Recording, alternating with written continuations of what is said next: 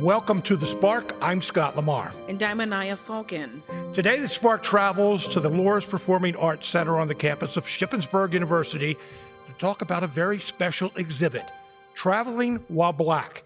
It's an exhibit that focuses on the restricted movement of Black Americans in this country and the creation of safe spaces for African Americans. And it's not just history either, Anaya.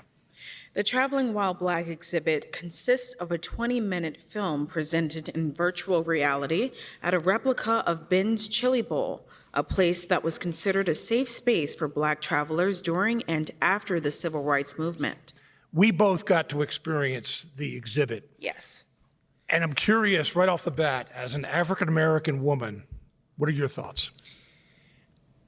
As soon as I put on those headsets and I took a second just to look around the room and see where I was, it almost had an eerie sort of feeling. And to sit at the table with people like Tamir Rice's mother, and to almost get eye contact with her. It was traumatizing, and I think it brought up a lot of emotions for me. I even got nauseous at a point in the exhibit, I think because of the experience itself and also because of some of the movement that was presented there. You say it was emotional. What kind of emotions? I would definitely say sadness, helplessness, because I feel like I couldn't do anything in my power to make it better for someone like Tamir Rice's mother, or for people of the African American race. And I want to be able to do something to make things better for them. Just for context, Tamir Rice, of course, is the young man who was shot and killed by police in Cleveland a few years ago. So there is the history as well as some references to what African Americans are facing today, even today when traveling. Have you ever experienced anything like that? Yeah, I think sometimes there's a fear when I'm driving on a highway and I see a police officer, just because of what I've seen on social media or what I've seen in the news. Those events are traumatizing, even if you don't know those people. Just to know that those people have one thing in common, which is the color of their skin. And they have that in common with me as well. And that could happen to someone that I know or that I love. Because this exhibit is virtual reality, it is real. Yeah. And you kind of touched on this, but as you're sitting there, you're sitting in Ben's Chili Bowl, or replica of Ben's Chili Bowl, which was a restaurant in Washington, D.C. And oh, by the way, the Green Book, the Negro Motorist Green Book, which was a publication that listed safe spaces for African Americans, where they could eat, where they could sleep, get gas, barbershops, things like that.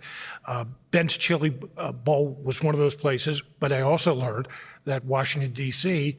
Had more listings in the Green Book than anywhere else in the country. But getting back to how real it was, I know what you mean by almost feeling nauseous, because you can look all around and see people all around you and they're making eye contact with you. It's like you are sitting there at the table listening to everyone firsthand.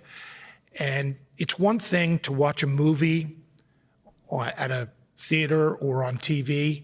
It's another thing to read about it in books. But probably the best thing is to hear it from the people who have experienced it firsthand. Now, this wasn't firsthand really, but it felt that way. And I have to agree with you that it is very emotional. In fact, you asked me as soon as it was over what I thought about it, and my first reaction was just sad. Just sad, as that this is part of our nation's history that something like this occurred to so many people. Right at the very beginning, there were a few people talking about riding the train from the north to the south, and as soon as they crossed the Virginia line, they had to move to the very last car in the train, and there was no restroom. Yes. So they couldn't use the bathroom. And then there was someone else who talked about riding a bus to Mississippi, on that bus for 10 hours and not using the restroom because he was afraid of what he might face. That almost seems subhuman to me. I can't imagine it. I can't imagine it either. I am feared, really frightened for black men traveling while black. I wonder, when does it end?